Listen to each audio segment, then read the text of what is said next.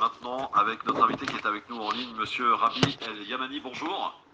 Bonjour, France Maghreb, bonjour. Bonjour et bienvenue sur France Maghreb 2. Alors vous étiez conducteur de tramway à la RATP, on est d'accord?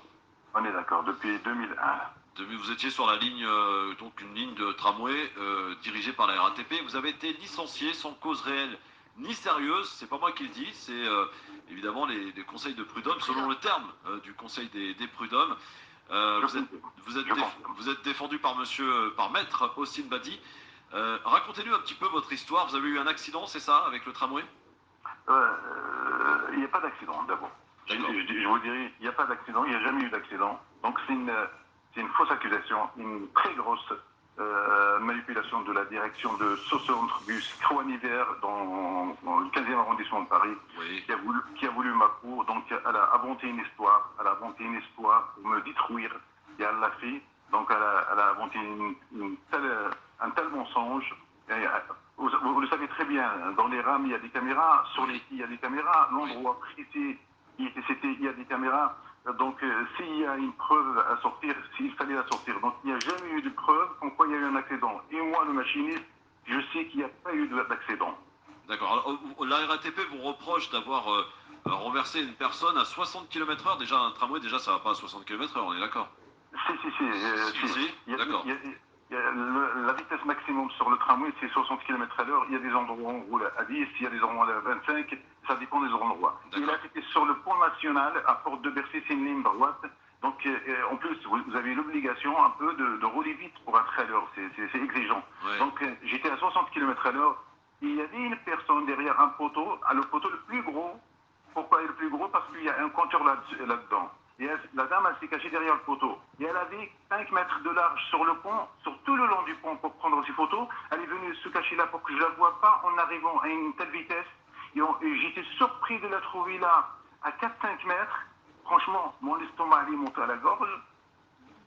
Et j'avais très très peur que... J'ai même pas klaxonné. Pourquoi? J'ai pas klaxonné pour que je lui fasse pas peur, pour qu'elle fasse un pas en arrière, et là je la découpe en morceaux.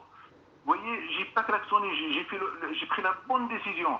Donc j'ai passé derrière son dos. Au moment où j'arrive derrière son dos, parce que je ne pouvais pas freiner. Si je freine, je vais commettre une catastrophe. J'ai des voyageurs derrière moi, à un freinage à 60 km/h, il y a plein qui vont tomber et ça va être une cata. Donc j'ai pas freiné.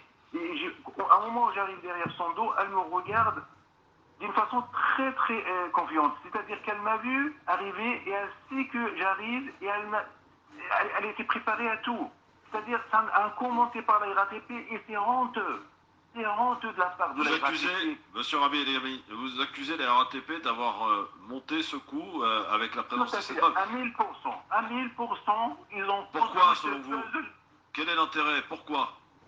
Pourquoi? Parce qu'il y avait beaucoup de choses que la direction de Croix-Hiver ne respectait pas. À un moment donné, j'étais obligé de parler à la CGT et parmi ces choses-là, j'ai vécu de la discrimination, le harcèlement moral, les injustices, etc., etc. Donc quand j'ai mis la CGT sur le dos de cette direction, donc ils voulaient se débarrasser de moi à tout prix. Et comme j'ai jamais commis de faute, mon dossier il était nickel.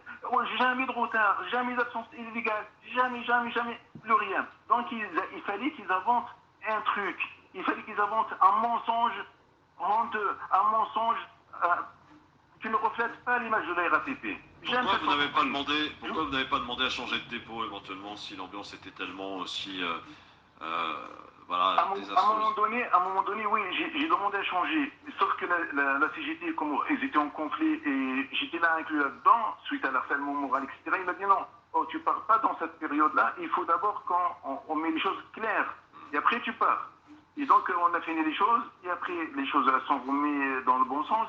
Et au moment où ils voulaient attaquer le DP de la CGT qui m'a défendu dans cette affaire de harcèlement, ils m'ont écarté, ils m'ont donné une semaine de vacances. Reste chez toi, tu ne réponds pas au téléphone. Donc le collègue, il est passé au conseil de discipline, je ne donne pas son nom. Donc il est passé au conseil de discipline, il a pris un mois de mise à pied, derrière, et il a pris un coup moral et il a prolongé 2 mois d'arrêt. Et c'est là où on a envoyé mon dossier au conseil de discipline suite à cette faute mensongère, une faute mais inimaginable. Excusez-moi de vous dire, vous êtes tous conscients que un tram, quand il roule à 60 km à l'heure, avec son poids, la vitesse, elle est multipliée par 30. Donc, en percutant cette personne à 60 km à l'heure, on ramasse des miettes. Oui, on est d'accord. Et apparemment, d'après la RATP, cette personne, elle a pris un taxi derrière. Donc, il se fout de qui? On ne mange pas de la paille, on mange pas le... On est tous des hommes et des femmes intelligents plus qu'eux. Alors, aujourd'hui, vous en êtes où, monsieur El Ayami? Vous en êtes où exactement aujourd'hui, concrètement? Ben, on a passé par... on a passé à la cour d'appel le 13 janvier, là, il y a quelques jours, là en arrière. Donc, à l'occasion, je tiens à remercier tous les gens qui me soutiennent, tous les gens qui sont venus me voir. Voyez la souffrance. J'ai souffert dans ce dépôt-là pendant 4 ans, parce qu'au début, j'étais à Aubervilliers. Je tiens à signaler que j'ai passé 12 années à Aubervilliers, cette ville que j'aime bien, ce dépôt que j'aime beaucoup. J'ai laissé des bonnes traces là-bas. En arrivant dans le 15e, où j'ai passé 4 ans d'enfer, j'ai passé 4 ans d'harcèlement, 4 ans d'injustice, 4 ans de racisme. Les maîtrises, ils ne me serraient même pas la main. Ils nous ont collé une étiquette comme quoi les banlieusards qui arrivent, les arabes, les noirs. Et c'est mes collègues qui nous disaient ça. On nous a dit, avant que vous arriviez, on parlait de vous de cette façon-là. Vous voyez, on a tout ramassé là-bas. C'est honteux à la RATP. C'est honteux à une entreprise de marque, une entreprise qui essaye de donner une image sociale, une image des droits de l'homme. Mais tout est faux. À l'intérieur, il y a des crimes. À l'intérieur, il y a des crimes. Certains, c'est des criminels. Cette personne qui m'a licencié, c'est une criminelle. Elle m'a envoyé au suicide. Elle n'a pas pensé à ma famille, elle n'a pas pensé à ma carrière qui était irréprochable. Elle m'a envoyé au suicide. Vous en avez fait le combat de votre vie? Il y a eu beaucoup de tentatives de suicide dans ce dépôt-là, sauf qu'ils étouffent toutes les infos. Vous en avez fait le combat de votre vie. Qu'est-ce que vous demandez? La réhabilitation? Je demande la réhabilitation, je demande la réparation. bah, sincèrement, à votre place, moi je m'en vais. Préjudice par rapport à tout ce que j'ai subi dans l'entreprise et après l'entreprise, parce que depuis 4 ans que je suis licencié, je souffre encore. La blessure, elle est là, les cicatrices à vie. Sabrina, tu disais? Non, mais il s'appelle comment, pardon? Rabi. Rabi. Non, sincèrement, là, il faut partir. D'accord? Réhabilitation, pourquoi faire? Pour retourner encore à la RATP? Là, Ouais, mais lui, c'est son travail. Non, mais je comprends. Non, quand on atteint ce niveau-là, ce n'est plus un travail, ce n'est plus vivable. Ce sont plus des conditions. On ne met pas tout la RATP dans le même sac. Je tiens à préciser que j'ai passé 12 années, très belles, 12 années à Aubervilliers. Donc, ça preuve que certains dépôts, ils respectent le code de travail, ils respectent leurs agents, contrairement à ce dépôt de Croix-Hiver. Donc, si je retourne, si la RATP, elle me reprend, j'irai dans un autre dépôt, j'irai pas là-bas. Voilà, c'est ça, il faut changer de dépôt. Être habilité dans l'entreprise, mais pas dans ce dépôt-là, évidemment. Moi, sincèrement, un conseil que je vous donne, vous avez, bon, écoutez, vous êtes chauffeur, je connais un petit peu le métier de mon papa également, d'accord. J'espère qu'il va prendre sa retraite dans les deux prochaines années. Je connais les pressions qu'il subissent et ça, mine de rien, c'est un métier très très fatigant, très physique. Donc on dit oui, c'est rien, il est assis, il conduit, c'est un métier qui sollicite tout le corps. Donc je vois mon papa vieillir à chaque fois que je le revois. Donc on en prend un coup. Il y a un côté très positif, il y a un côté négatif. Oui, c'est ça. Mais du coup, moi, sincèrement, mon conseil, c'est un conseil après, moi je ne connais pas le dossier, je ne connais pas l'affaire. Moi, sincèrement, quand je vous vois comme ça dans cet état, vous dites que ça vous a mis dans un état pas possible, moi je ne retournerai pas à la RATP. Vous êtes chauffeur, donc vous aurez des occasions ailleurs, dans le privé peut-être, à faire autre chose. Voilà, SNCF, il y a des trams Oui, maintenant. c'est ça. Donc à un moment, moi je retournerai pas dans une boîte qui m'a maltraité. Oui, mais d'accord, mais l'injustice voudrait qu'il soit bien réhabilité. sûr, là, évidemment. Il aura l'impression d'avoir gagné quelque chose. C'est un combat qu'il mène depuis 4 ans. Évidemment, là, on le soutient dans le combat, mais voilà, donc ne vous mettez pas dans cet état-là pour, comme vous dites, une boîte qui ne le mérite pas.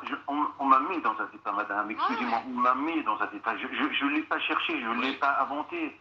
On m'a mis, on m'a envoyé. Et Rabi est l'exemple de nombreuses personnes qui subissent le harcèlement au travail. Il faut qu'on en parle, un de ces quatre, parce que ça provoque. Et il y a eu beaucoup de suicides. Vous vous rappelez de l'affaire de France Télécom à l'époque? Voilà. Donc le suicide au travail, c'est vraiment je ne sais plus combien de personnes, c'est impressionnant. Latifa, tu as lu le dossier, l'article sur notre invité aujourd'hui. Qu'est-ce que ça t'inspire? Une petite question peut-être pour Rabi? En tout cas, moi je suis évidemment très touchée par les propos que notre invité tient et je tiens à lui adresser ma solidarité par rapport au combat qu'il mène. Et je pense que des attitudes qu'il mène, il a pris la meilleure, c'est-à-dire qu'il s'est entouré d'un avocat et qu'il plaide son affaire devant la justice.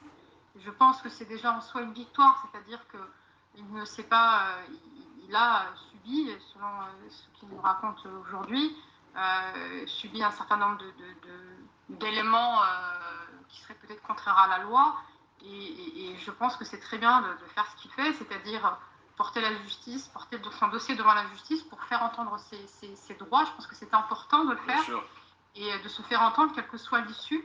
En tout état de cause, finalement, c'est le chemin qu'il prend qui est pour moi vraiment à saluer. Parce qu'il y a énormément de personnes qui sont en grande souffrance au niveau de leur activité professionnelle et qui parfois n'osent pas franchir le cap. Il le fait et je pense que c'est en ça quelque chose d'important qu'il faut souligner. En tout cas, je lui adresse mes sincères amitiés par rapport à ce qu'il est en train de vivre pour qu'il puisse trouver une solution qui lui convienne. Rudy Kazi, une petite question ou une remarque rapide? Moi, c'est plutôt une remarque.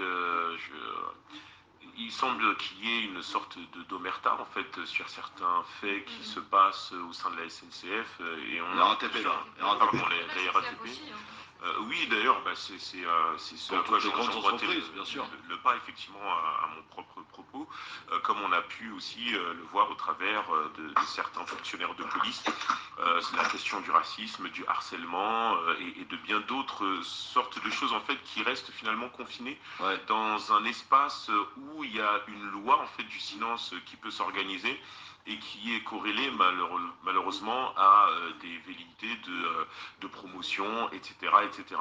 Donc c'est très difficile effectivement de parler de ce genre de choses parce qu'on a l'impression de lutter contre un corps et contre sa propre famille et n'est pas loin aussi le sentiment de culpabilité lorsque on a besoin de parler et que l'on parle de ce genre de choses-là. Et d'ailleurs même le retour est quasiment impossible, voire difficile lorsque on veut obtenir gain de cause et lorsqu'on obtient gain de cause à l'intérieur de ces corps. Donc je vous souhaite de vous relever de cette passe difficile et d'obtenir gain de cause dans votre combat, donc fût-il un bon combat pour vous en sortir. Et en tout cas, tenez bien bon, mon cher Rabi, et on suivra de votre affaire de très près. Rabi El-Yadami, merci beaucoup d'avoir apporté votre témoignage aujourd'hui en direct sur France Maghreb 2. Je tiens à vous dire que derrière moi, il y a 50 blessés comme moi. Ils ont vécu l'enfer aussi. Là, on a remonté un groupe et on va y aller très loin. Je ne vais pas me battre que pour moi. C'est un message pour ceux qui écoutent France Maghreb 2, que je remercie infiniment. On va se battre jusqu'au bout pour tout ce qui se passe à l'intérieur de la RATP en cachette. On va lutter jusqu'au bout pour que les choses soient plus claires dans l'avenir. Merci Rabi, merci à vous et à très bientôt. C'est moi qui vous remercie. Merci. Témoignage très fort de Rabi à l'instant sur France Maghreb 2. Et il serait peut-être bien qu'il y ait des choses qui changent quand même, parce que c'est pas le premier invité qui vient nous parler de la RATP. Donc je sais que certains membres de la direction nous écoutent aujourd'hui. Ce serait peut-être bien de faire un peu le ménage dans le sein de cette institution, de cette entreprise, bien entendu. Merci beaucoup en tout cas Rabi El-Yadami. Et on sent évidemment toute la tristesse et la dureté avec laquelle il vit cette tragédie, parce que ça en est une pour lui, et on pense et on a une grande pensée pour toutes celles et ceux qui subissent le harcèlement au travail, et il y en a beaucoup, et parfois ça conduit à des tristesses, à des malheurs tels que le suicide. Dans un instant, le passeport vaccinal.